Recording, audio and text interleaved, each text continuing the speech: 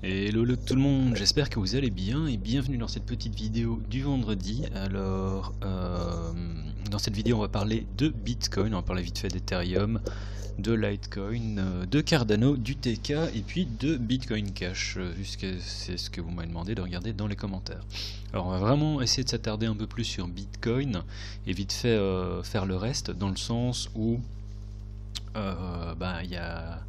on est en downtrend véritablement, en grosse correction sur BTC, et la question qu'on est en train de tous se poser un peu, c'est où est-ce qu'on pourrait aller. Alors la semaine, en début de semaine, je vous avais dit, j'avais pris un trade ici, j'avais pris des profits là, puis j'ai réussi à rider le truc, j'ai pris mes profits, je me suis pas posé de questions, j'ai réussi à racheter le bottom ici, j'ai revendu là aussi, et puis il s'est rien passé depuis pour moi, même si avec le recul, en fait, ça c'était tout à fait un short que j'aurais dû prendre. Et je crois que j'aurais coupé en fait très clairement sur la ligne verte ici, mais je l'ai pas eu, et là je m'en mords un peu les doigts. Bref, donc on était ici lundi, on a eu la remontée, j'avais parlé de cette zone. Alors il me semble que j'avais parlé de la zone un peu plus haut, où j'avais dit que j'aurais été intéressé par prendre un short, et c'était vraiment dans cette zone-ci. Du coup j'ai pas eu de short ici, c'est dommage parce que ça a vraiment fait quelque chose d'assez sympa. Je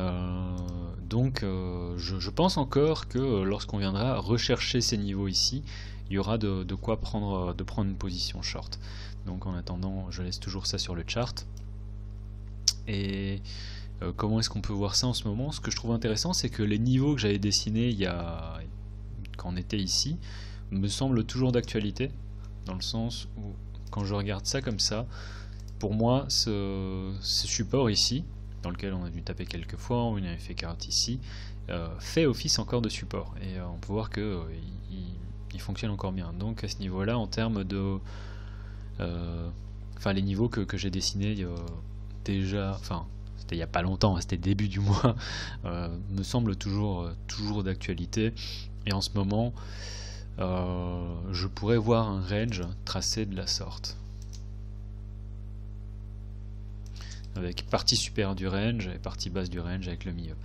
Du coup là, en termes de target et en termes d'entrée, c'est un peu compliqué, dans le sens où bon, on a dû taper deux fois ici sur le bas du range, on a dû taper plusieurs fois sur le haut du range, fake out, donc c'est la même configuration, c'est-à-dire quoi, c'est on a un range qui est défini par ce low et ce high, on a de la liquidité qui vient chercher à la hausse comme à la baisse, on a une remontée, et là du coup on est entre deux niveaux qui se situent déjà entre le niveau donc bas du range et la partie le milieu. On peut voir que le milieu du range, donc ce pivot est assez bien respecté, dans le sens où on y trouve du support. Alors c'était cette ancienne résistance ici, qui était un setup short que j'ai pas pu prendre malheureusement, mais soit, pour différentes raisons. Mais c'est quelque chose que j'aurais voulu voir, je l'ai posté sur Twitter, la target a été bien touchée, donc on peut voir que c'est un niveau pivot qui est bien respecté. Au passage, tant que j'y pense, comme vous pouvez voir, je fais l'analyse technique sur Prime, qui est notre sponsor, donc si jamais vous êtes intéressé par trader sur Prime, n'hésitez pas à checker le lien qu'il y a dans la description, le code LCG vous donne 50% en plus sur vos dépôts. Et je pense que je vais faire encore, il me reste un code je pense de 0.005 BTC offert, c'est un code unique, donc la première personne qui arrivera dans les commentaires, dans la description, et qui copiera le code et l'installera l'insérera dans le petit onglet de Prime, et sera la personne qui aura le code. Donc voilà. Je le fais maintenant parce que on m'a fait la remarque, Prime m'a fait la remarque que les deux dernières vidéos j'ai pas du tout mentionné la plateforme, et que en effet c'est pas super. Donc d'autant plus que c'est le sponsor de la chaîne. Donc voilà. Continuons donc l'analyse sur BTC. Là on se trouve du coup entre deux niveaux, et soit on a la chance éventuellement de retester ici, mais je suis pas certain que je veuille acheter encore un retest, dans le sens où on a tapé une fois, deux fois, trois fois, quatre fois.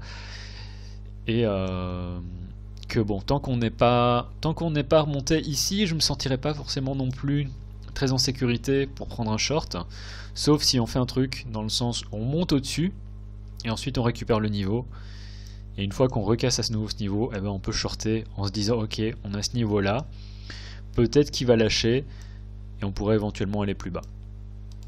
Et ça, ce serait un setup short que je prendrais, c'est si on vient chercher la partie super, enfin le milieu, qu'on le repère et qu'on repère encore le low. Donc ça, ce serait un setup short. Ça, c'est ce que je prendrais. Et sinon, comme autre setup short, c'est un rejet tout simplement de la partie supérieure du range. C'est-à-dire qu'on l'a déjà eu ici, c'est tout simplement aller chercher ici pour viser ça dans un premier temps, espérer ensuite ça, voire plus bas. Et ça pourrait éventuellement se passer comme ça. En attendant, on va regarder d'abord dans des échelles de temps un peu plus grandes, mais ça c'était pour l'analyse Bitcoin en intraday sur les plus petites échelles de temps. Les setups que j'ai à offrir en échelle de temps en long, je veux dire le long il était à prendre ici en fait déjà, j'aurais voulu dire. Enfin idéalement je pense pas que j'aurais eu mon entrée et je me sens pas super en confiance pour acheter ça ici non plus. Donc pour des longs, je dirais c'est tellement compliqué.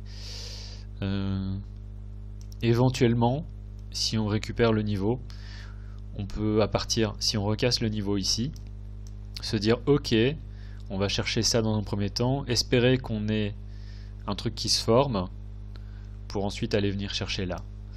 En attendant, tant qu'on n'est pas sur enfin, ça fait sens d'acheter des longs vu où on est. Ceci dit, il y a deux choses que j'aime pas pour le moment.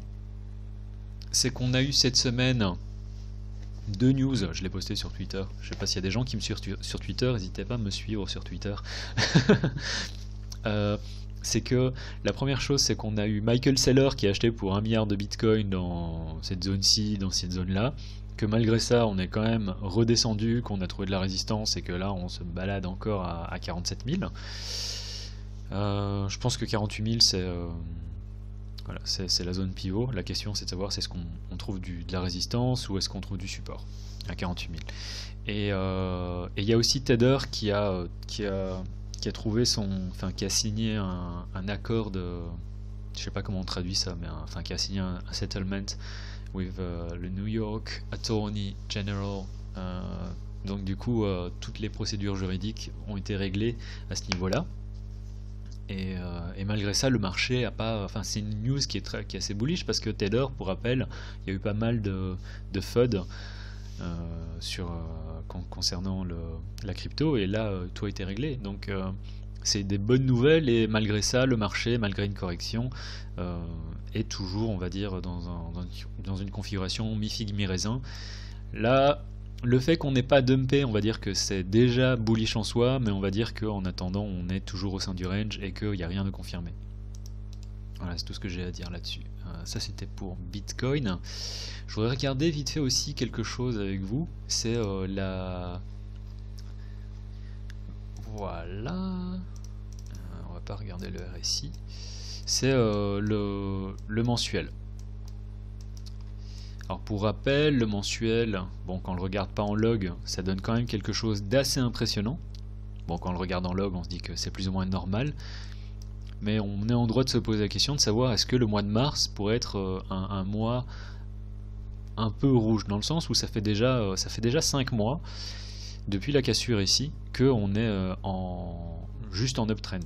Et depuis ce low ici, en fait, Bitcoin a déjà fait 300%, voire plus si on va jusqu'au plus haut historique. Donc ça fait 400% de gains en l'espace de 5 mois sans véritablement de vraie respiration. Enfin, on a une petite respiration aux alentours des 30 000, mais c'est tout. Et on a le droit de se demander, ok, comment est-ce que va clôturer le mensuel? Est-ce qu'on n'aurait pas aussi droit au bout d'un moment à un mois dans le rouge? Après, on peut voir qu'ici, on a eu très peu de mois dans le rouge, sur la montée en 2017, mais je pense que ça reste quelque chose qu'on est en droit de se demander.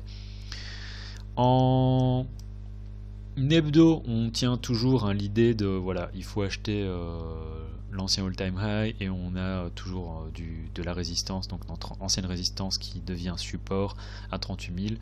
Et l'idée, c'est si on vient vérifier, si on revient faire un retest si on a retesté les 40K, c'est là qu'il faut commencer à acheter.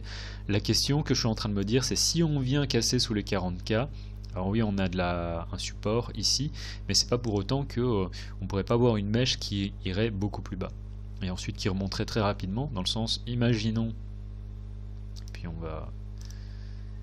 on a une mèche qui vient chercher sous les 38 000 et qui va, je ne sais pas où, mettons à 33 000, bah les prix pourraient descendre beaucoup plus bas. Tant qu'on a la clôture qui se fait au-dessus des 38 000, on n'a aucune perte de niveau, c'est simplement un retest, et on pourrait en fait continuer à remonter à partir de là. Ça je sais pas, je traite pas forcément, enfin je traite pas du tout en fait l'hebdomadaire, mais ça me sert de zone à définir, ça me sert à définir les zones d'intérêt. Et là je voudrais dire, bah, ça fait déjà assez longtemps que j'en parle, la zone d'intérêt c'est vraiment les 38 000 à 42 000. La question c'est encore de savoir est-ce qu'on va l'avoir. Si on regarde en daily, ici on a été chercher, et on l'a eu pas mal de fois cette pattern en intraday auparavant, si on a été chercher la liquidité ici en dessous, et là on est en train de remonter. Donc on est en droit de se demander jusqu'où est-ce qu'on va remonter, et on a toujours, comme ce que j'avais dessiné sur le chart sur Prime, ce niveau pivot qui était notre ancienne résistance. On a perdu du support, et là la question qu'on doit se poser en fait en daily, c'est est-ce qu'on repasse au-dessus, et du coup ça c'était un fake out, ou bien c'est pas du tout un fake out, on va avoir un retest bear, et en fait ça nous sert actuellement de résistance. Et on pourrait venir chercher ici comme ça. En daily, c'est difficile d'établir des targets. Moi, je considère que c'est pas négatif ce qui se passe en ce moment, mais on est encore bientôt, enfin, on va taper à 48 000 bientôt, et c'est la résistance. Donc voilà. En 4 heures, donc on a eu ici le sweep, ça c'est une bonne chose.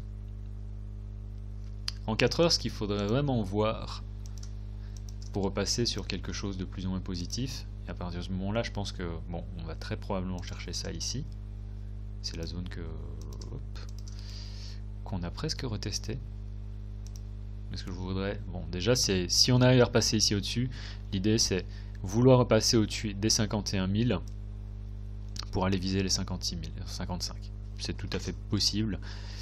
Mais comme j'ai dit, en termes de setup short, vraiment, si on passe au-dessus, qu'on a à nouveau la perte du niveau et qu'on vient recasser à nouveau ce petit niveau de support qu'on va très certainement trouver, short, stop ici ou là pour viser plus bas. Ça c'est le setup short, le setup long. On peut encore également, si on a encore la même chose qui se passe, jouer la même chose, c'est-à-dire on a un breakout qui rate, on vient shorter ça pour aller chercher ça dans un premier temps, puis ça dans un deuxième temps, etc. Dans l'autre sens, c'est un peu ce qu'on a eu ici en fait. Si on regarde, on peut imaginer, ok, support, on a un fake out et on repasse au-dessus. Mais donc comme j'ai dit, la zone où il faut l'acheter c'était là et on est déjà passé au-dessus. Mais donc pour les longs c'est un peu compliqué vu que la structure de marché en 4 heures est à la baisse. Vraiment faut acheter le support tout simplement, ou bien une cassure qui se confirme dans le sens où on a une cassure et puis on vient à nouveau casser ce sommet ici, et à partir de ce moment là on peut viser ça ici, je pense. Ça c'est pour le long. Donc voilà, ça c'était les différents setups sur BTC. Pour moi long, il faut attendre à nouveau qu'on ait un retest, mais comme j'ai dit, je ne suis pas certain que ce soit une très très bonne idée, dans le sens où on a tapé plusieurs fois dedans, ou bien attendre la cassure ici tout simplement. Et entre les deux, c'est du niveau de chop, et en se disant que voilà, on a éventuellement une entrée positive, short ici, voire un short là, et encore un short là. Il y a différentes choses qu'on peut jouer en intraday. Donc voilà, ça c'est tout pour Bitcoin. On va regarder vite fait Ethereum contre Bitcoin. Alors là je pleure toujours parce qu'il se passe rien du tout. C'est vraiment pas bon. Donc si jamais on arrive à repasser ici au-dessus, pour rappel, on a la grosse downtrend et on a ce niveau qui était censé faire office de niveau de support. Multi-time frame, haha, multi-time frame, rien du tout. Et tant qu'on récupère pas le niveau ici des 0.036, je pense que Ethereum pour moi c'est pas un truc qu'il faut toucher. Alors éventuellement on peut éventuellement jouer un bounce là comme ça, mais je suis vraiment pas excité et bon, je suis en perte sur ce trade. C'est déjà même plus un trade, hein, c'est vraiment déjà plus une position long terme. Donc voilà. Ethereum, ça aussi c'est un truc que je voulais voir avec vous, c'était la tête du mensuel. Imaginons qu'on vient de clôturer le mensuel, alors je dis pas que ça va se passer, hein, mais imaginons qu'on clôture le mensuel à 1300, après on a la clôture dans 2 jours, donc est-ce qu'on peut encore perdre ça fait une perte de combien?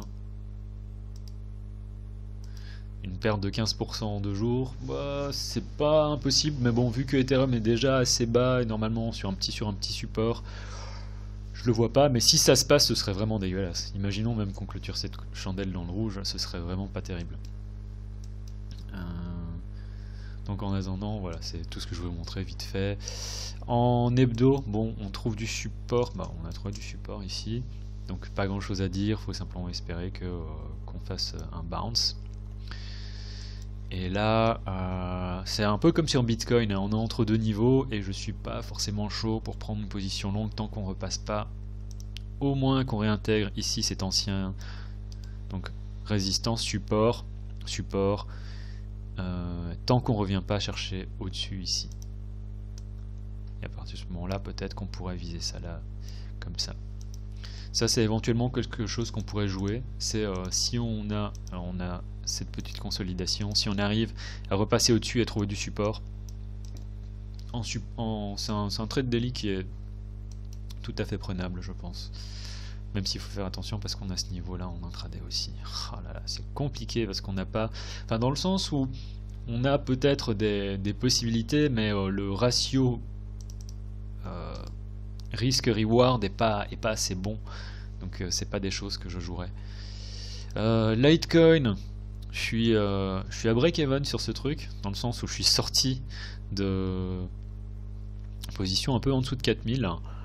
J'ai repris une position là et il se passe toujours rien sur Litecoin. J'aurais pas dû faire ce que j'ai fait en fait, dans le sens où voilà, là encore je suis en hold long terme. Et si on a un pouf, moi j'ai envie de dire qu'on pourrait tellement continuer en fait à aller chercher plus bas sur Litecoin. On pourrait venir chercher ces creux ici. Et si on repasse ici au-dessus, je pense que le all-time high, on va aller le chercher. Donc le ancien all-time high, enfin ouais, les 314 $, on va venir les chercher. Mais en attendant, je pense encore qu'on pourrait venir chercher plus bas là-dessus. Et comme on peut voir en daily, ça c'est bien quand même, c'est en hebdo, on a trouvé du support ici. Donc on reste sur une structure de marché qui est haussière en hebdomadaire, que ce soit sur Litecoin, que ce soit sur Ethereum, que ce soit sur Bitcoin. Donc il faut garder ça à l'esprit. Pour le moment, on est toujours juste sur une correction. C'est une correction qui peut faire assez mal, mais voilà, ça reste positif. Je voulais aussi vous parler quelque chose. Je suis assez curieux de voir, et on en parlera dans la vidéo de lundi. Comment est-ce que ça va se terminer cette histoire sur Dogecoin, dans le sens où Elon Musk est en train de... Enfin, fait de la merde. Ce que j'entends par fait de la merde, c'est-à-dire qu'il fait des tweets sur Bitcoin, il fait des tweets sur Dogecoin, et que malgré ces tweets, et ça c'est aussi une indication de l'état du marché, hein. C'est-à-dire qu'on est véritablement, enfin on a une folie furieuse en termes d'achat, et là on est en train de se calmer. Et il a fait quelques tweets dernièrement, et je me souviens qu'il avait fait un tweet, et la dernière fois que j'ai parlé de Dogecoin, on était ici, je me souviens, on était à 192, et j'avais dit et j'en ai déjà parlé de Dogecoin à l'époque, et j'avais dessiné ce truc là, et j'avais dit voilà, moi c'est ce que je pense qui va arriver, et qu'est-ce qui est en train de se passer, c'est un peu plus ou moins ça, c'est plus ou moins ça d'ailleurs. Donc j'avais dit si on termine le mois dans le rouge, ce serait véritablement dégueulasse, et à mon avis ce qui va se passer c'est ça, c'est-à-dire qu'on va avoir une période de chop et on va ensuite au bout de, je sais pas, peut-être une année ou deux, revenir vers les 25-7 sur Doge. Et je sais pas s'il y a des gens qui ont acheté ici, et je vous avais dit de pas acheter en fait aussi, hein, lorsqu'on était là, parce que long terme ça me semblait pas comme étant un bon investissement. Qu'est-ce qui se passe sur Dogecoin si maintenant on termine le mois dans le rouge? C'est-à-dire dans 2 jours, dans 3 jours. On peut voir qu'on a ce niveau ici, qui fait plus ou moins effet de pivot, qui fait un petit pivot, hein, donc c'est davantage une zone, c'est pas forcément une zone de... Enfin, c'est pas forcément un niveau bien défini, mais on va dire que c'est un niveau qui est compris entre 113 et 108 Satoshi. C'est quoi? C'est tout simplement qu'on est sous résistance. Et on peut voir que Doge est dans un range, et c'est depuis 2014, Doge est dans un range. Donc on a le bas, le haut, on vient taper le bas, le haut, le bas, le haut, le haut, le bas, le haut, on va beaucoup plus haut, et là on a vraiment eu un excès de liquidité qui était, un excès de volatilité qui était assez fou. On a été chercher beaucoup plus haut que tout ce qu'on avait connu précédemment, et on peut voir qu'on a déjà retracé. Donc à mon avis, Doge c'est véritablement pas une bonne idée, parce que Elon Musk tweet dessus, fait des mèmes, fait des blagues avec Doge, et ça mène à rien. Quand on regarde en termes de prix, c'est-à-dire que il a parlé de Doge, je sais pas, il en a parlé à différents moments, mais là il se passe rien de bien là-dessus.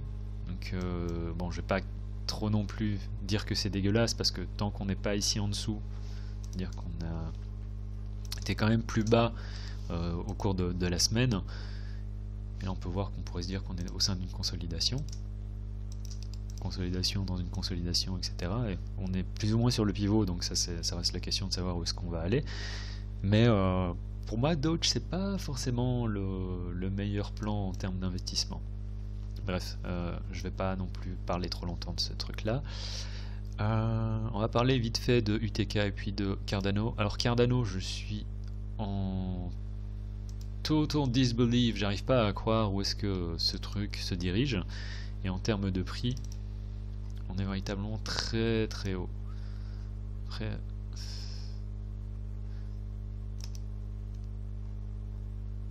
Moi je ferai un peu gaffe quand même ici avec ce qui se passe. Après c'est libre à vous, hein. Pourquoi je dis ça, c'est...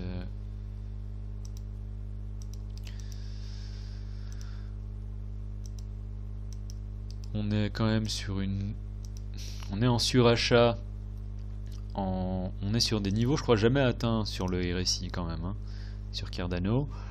Donc on est sur le plus haut historique. On sait que Bitcoin n'est pas forcément dans un super bêta. Ici on a une divergence, donc moi je ferais vraiment attention, et comme j'ai dit on est all time high, donc ceux qui ont raidé ça sur Cardano, eh ben n'hésitez pas à prendre des profits, prenez des profits vraiment, parce que tous ceux qui par exemple n'ont pas pris de profit à 50K, je pense qu'aujourd'hui ils se disent ah, j'aurais bien pris des profits sur Bitcoin finalement la semaine passée.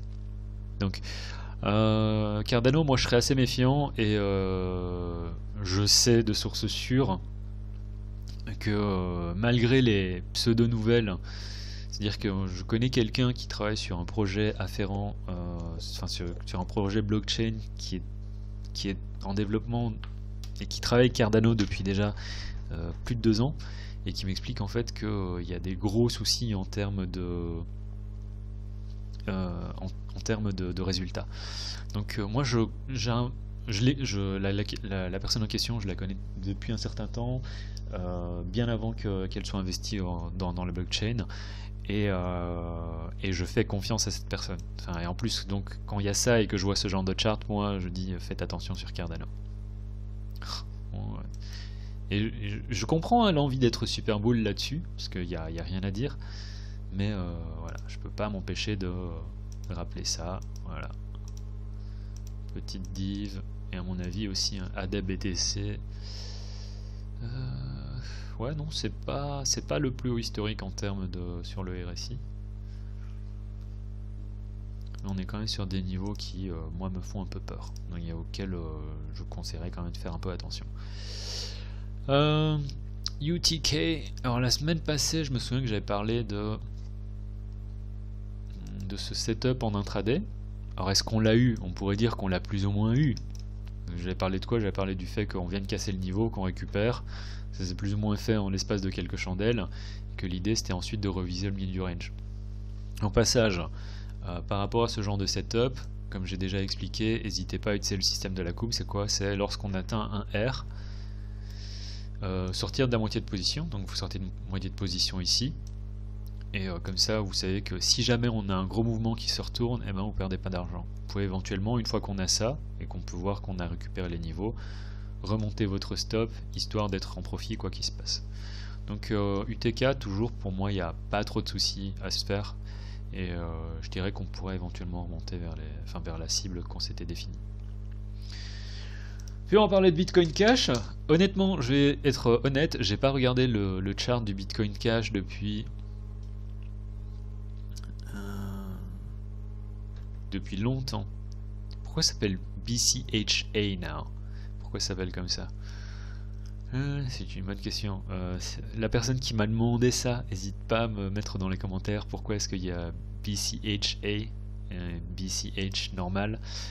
Moi j'ai pas trop suivi. Donc je pense que si je dois faire l'analyse, ce sera intéressant. BSV existe toujours. le type qui est pas du tout au courant. Ça reste positif, on reste toujours sur quelque chose de haussier. Ce qui serait vraiment pas bon, c'est si on perd ce niveau ici. Si on perd ce niveau ici sur Bitcoin Cash, est-ce que je suis en train d'analyser le bon chart aussi? Est-ce que c'est bien ça que tu m'as demandé d'analyser? Je sais pas, ça pourrait ne pas être triste, Bitcoin Cash.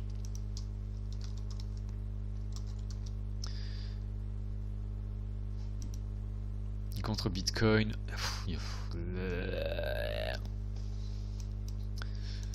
downtrend absolu, on dirait EOS. Alors, on peut regarder vite fait ce que fait EOS.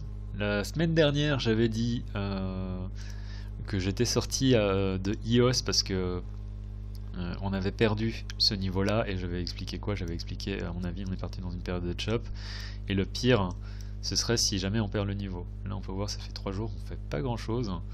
Je suis vraiment pas chaud quoi sur EOS. Il se passe vraiment rien, et on pourrait éventuellement continuer à dumper là-dessus. Donc EOS pour moi c'est hors de question, j'y touche plus. J'étais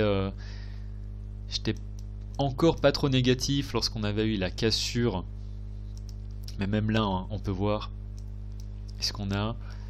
on peut voir qu'on a ce range, mais on avait ce niveau pivot, et ce que j'aurais voulu voir c'est, et peut-être que ça va se passer, mais ça va énormément dépendre de BTC, c'est si on vient faire ça et qu'on arrive à ressortir.